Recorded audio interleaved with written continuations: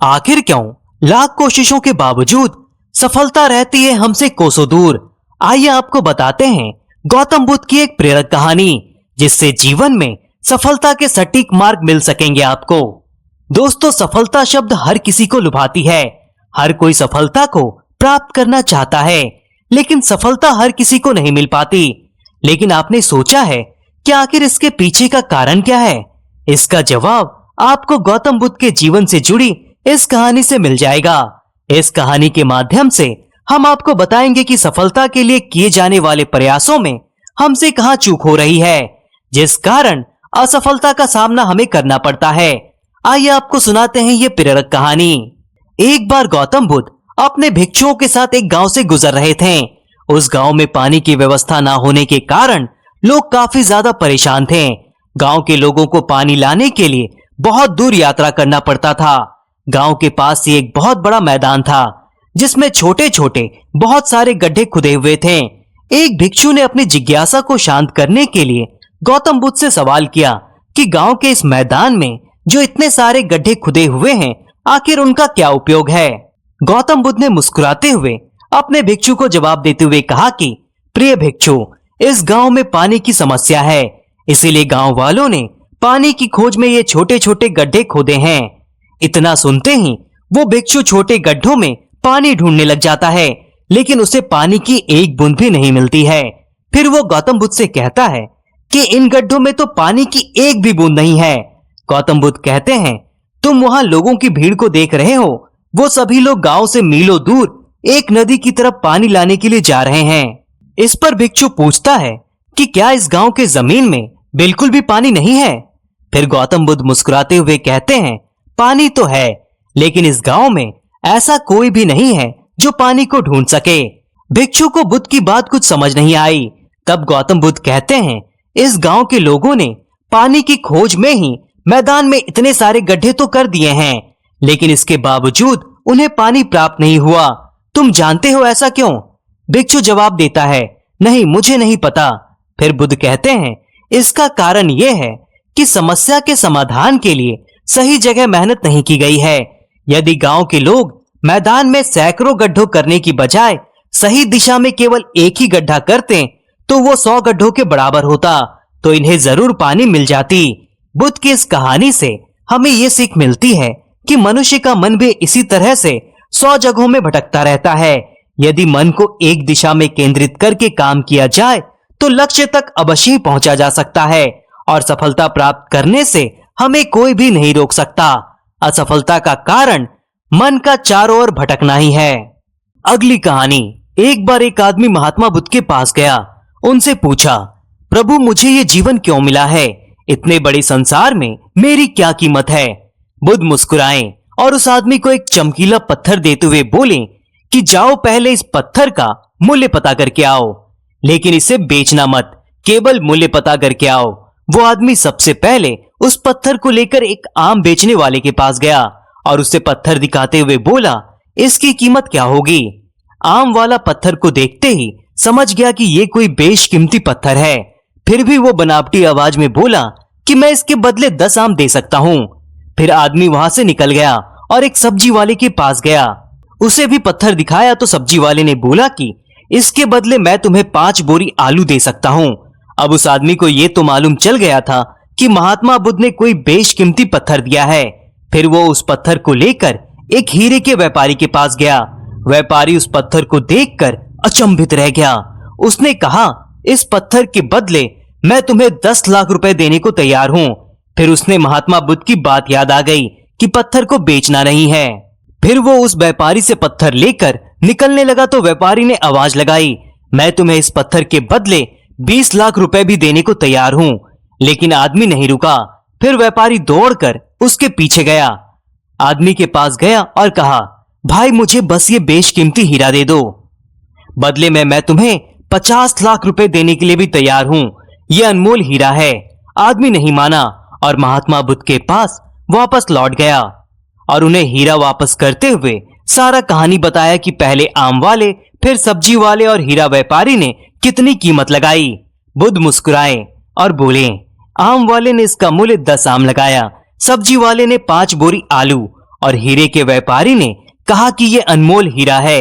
इस पत्थर के गुण को जिसने जितने समझे उसने उतने मोल लगाए। ऐसा ही ये जीवन है। हर इंसान एक हीरे के समान है। दुनिया उसके गुणों को जितना पहचान पाती है उतना ही महत्व देती है।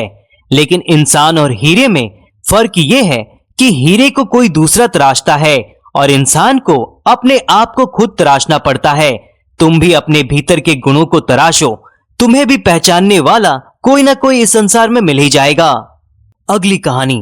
एक बार गौतम बुद्ध एक शहर में प्रवास कर रहे थे। बुद्ध के साथ उनके कुछ शिष्य भी थे। एक दिन बुद्ध के शिष्य शहर घूमने निकले। वो सब शहर में घूम ही रहे थे कि तभी शहर के कुछ लोगों ने उन्हें अपशब्द और गालियां देने लगे। लोगों के बुरे शब्दों को सुनकर शिष्यों को बहुत बुरा लगा और वो सब वापस बुद्ध के पास लौट गए। बुद्ध ने देखा कि शहर से लौटकर आए उनके सभी शिष्य बहुत गुस्से में दिखाई दे रहे हैं। बुद्ध ने शिष्यों से पूछा कि क्या बात है, आप सब इतने उदास और गुस्से में क्यों हैं? तभी एक शिष्य गुस्से में बोला, हमें यहाँ से तुरंत चले जाना चाहिए। जब हम बाहर शहर में घूमने गए थे तो यहाँ के लोगों ने बिना वजह हमें बहुत भला बुरा कहा। जिस शहर में हमारा सम्मान नहीं वहां हमें नहीं रहना चाहिए। इस पर बुद्ध ने कहा, क्या किसी और जगह तुम अच्छे व्यवहार की अपेक्षा रखते हो? इस बात की क्या गारंटी है कि वहां के लोग अच्छा ही व्यवहार करेंगे? दूसरे शिष्य ने कहा, इस शहर से तो अच्छे ही लोग होंगे जो बेवजह गालियां नहीं देंगे। तब गौतम बुद्ध बोले, किसी जगह को सिर्फ इसलिए छोड़ देना ठीक नहीं है कि वहां के लोग बुरा व्यवहार करते हैं। हमें तो खुद ऐसा कुछ करना चाहिए कि जिस भी जगह पर जाएं वो जगह को तब तक नहीं छोड़ें जब तक कि अपनी अच्छाइयों से वहां के लोगों को सुधार न दें। हम जिस भी स्थान पर जाएं वहां के लोगों का कुछ न कुछ भला करके ही वापस लौटें। बुद्ध ने कहा, जिस प्रकार युद्ध में बढ़ता हुआ हाथी चारों तरफ से तीर सहते हुए भी आगे बढ़ता जाता है, ठीक उसी तरह अच्छा इंसान भी दूसरों के अपशब्द को सहते हुए अच्छा काम करता रहता है। खुद को वश में करने वाले प्राणी से उत्तम कोई और नहीं हो सकता है। बुद्ध की बात शिष्यों को अच्छी तरह से समझ में आ गई और उन्होंने वहां से जाने का इरादा त्याग दिया। सफल व्यक्तियों, जानकार गुरुजनों और अपने बड़े बुजुर्गों को आपने अक्सर ये कहते हुए सुना होगा कि जल्दबाजी में किया गया काम घातक हो सकता है। इसीलिए किसी भी कार्य में धैर्य की जरूरत होती है, क्योंकि धैर्य ऐसी शक्ति है जिससे व्यक्ति की आत्मा सबल बनती है। लेकिन आजकल के लोगों में धैर्य नाम की चीज नहीं है। वे किसी भी काम को करने या किसी चीज को प्राप्त करने के लिए धैर्य नहीं रखते हैं, बल्कि उन्हें हर चीज जल्दबाजी में चाहिए होती है। लेकिन वो इस बात को भूल जाते हैं कि जल्दबाजी में कोई चीज मिल भी जाए तो जीवन में उसका महत्व शून्य के समान होता है। जीवन में धैर्य का क्या महत्व है और धैर्य क्यों जरूरी है? गौतम बुद्ध एक बार शिष्यों के साथ गांव से शहर की ओर जा रहे थे। यात्रा करते हुए उन्हें और शिष्यों को थकान महसूस हुई। थकान मिटाने के लिए वे एक झील के पास रुके और एक शिष्य को प्यास बुझाने के लिए झील से पानी लाने के लिए कहा। शिष्य बर्तन में पानी लेने के लिए झील के पास गया, लेकिन जब झील के पास पहुंचा तो देखा कि वहां कुछ लोग पानी में कपड़े धो रहे हैं और उसी समय एक बैलगाड़ी भी झील के किनारे आकर रुकी, जिससे कि सारा मिट्टी पानी में घुल गया और झील का पानी गंदा हो गया। शिष्य सोचने लगा कि इतना दूषित और गंदा पानी अपने गुरु के पीने के लिए कैसे लेकर जाऊं, इसीलिए वो बिना पानी लिए खाली हाथ ही लौट गया। शिष्य ने गौतम बुद्ध से कहा, गुरुदेव, झील का पानी बहुत गंदा है और पानी पीने योग्य भी नहीं है। साथ ही उसने पानी के गंदे होने के सभी कारण भी गौतम बुद्ध को बताए।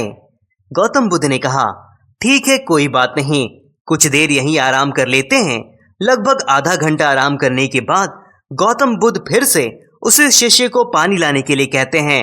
शिष्य फिर से बर्तन लेकर झील के पास जाता है, लेकिन इस बार वो देखता है कि झील के पानी में कोई हलचल नहीं है और पानी भी एकदम साफ और पीने योग्य है। जो मिट्टी पानी के ऊपर दिखाई दे रहा था वो अब झील के तली में बैठ गया। शिष्य बर्तन में पानी भरकर गौतम बुद्ध के पास जाता है। बर्तन में साफ पानी देखकर गौतम बुद्ध शिष्य से कहते हैं, देखो कैसे मिट्टी भी अपने स्थान पर चली गई और पूरा पानी साफ व पीने योग्य हो गया। हमें साफ पानी पीने के लिए कोई भी प्रयास नहीं करना पड़ा, केवल अच्छे समय का इंतजार करना पड़ा और हमें अच्छा व साफ पानी मिल गया। इससे यह सिद्ध होता है कि भले ही जीवन में कितना भी कठिन समय क्यों ना आ जाए, अगर थोड़ा देर ठहर कर उस मुश्किल समय के बीतने का इंतजार किया जाए तो आने वाला समय अपने आप ही अच्छा हो जाता है। इसीलिए जीवन में धैर्य जरूरी है। गौतम बुद्ध की इस बात को सुनकर शिष्य इस अमूल सीख को देने के लिए उनका धन्यवाद करता है।